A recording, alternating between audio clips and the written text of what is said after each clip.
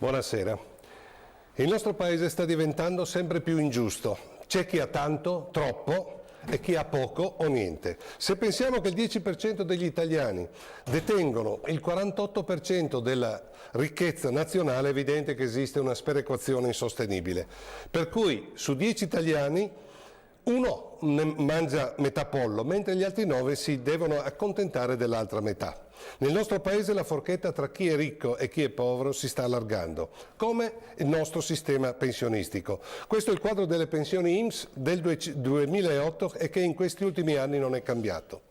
Sono numeri che devono farci riflettere. Dei circa 17 milioni di pensionati, il 46% percepisce una pensione al di sotto dei 500 euro mensili.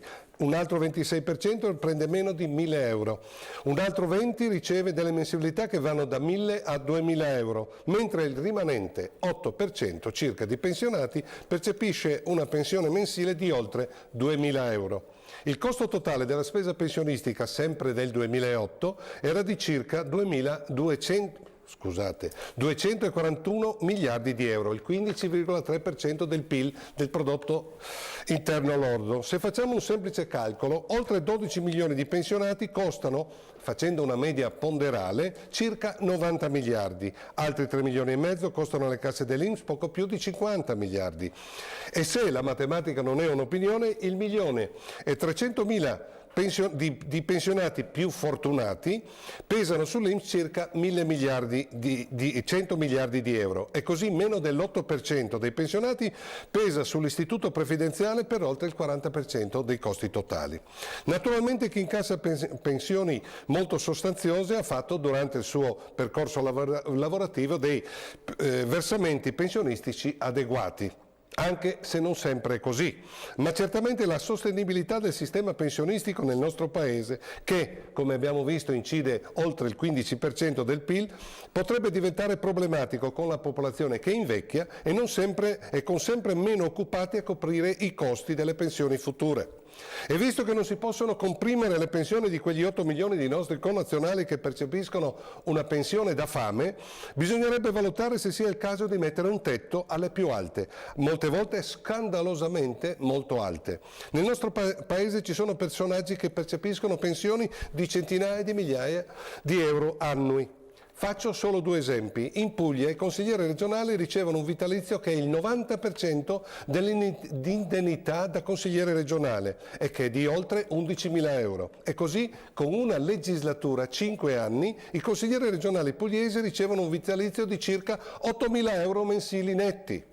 L'ex assessore Frisullo, arrestato nell'ambito dello scandalo sanità in Puglia con l'accusa di associazione a delinquere e corruzione turbativa d'asta, riceve dall'agosto scorso circa 10.000 euro netti mensili ed ha pure incassato una buona uscita di 389.000 euro.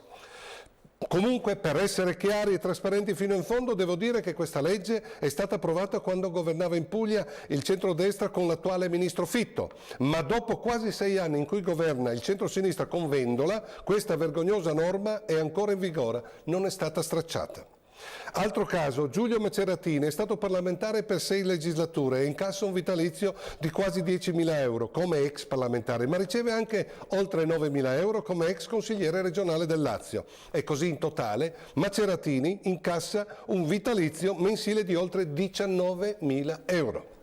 Con questi chiari di luna, a me pare che queste prebende siano dei privilegi insostenibili, direi quasi scandalosi. È urgente per la tenuta del sistema mettere un tetto alle pensioni e ai vitalizi. Chi ha versato molto riceverà comunque una buona pensione. Nel mondo altri stati hanno scelto questa strada.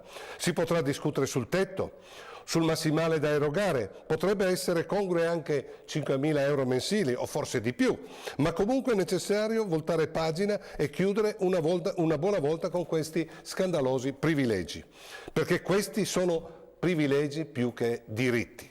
Chi ha avuto di più dalla vita lavorativa può sempre sottoscrivere un'assicurazione privata per sommare un vitalizio alla propria pensione.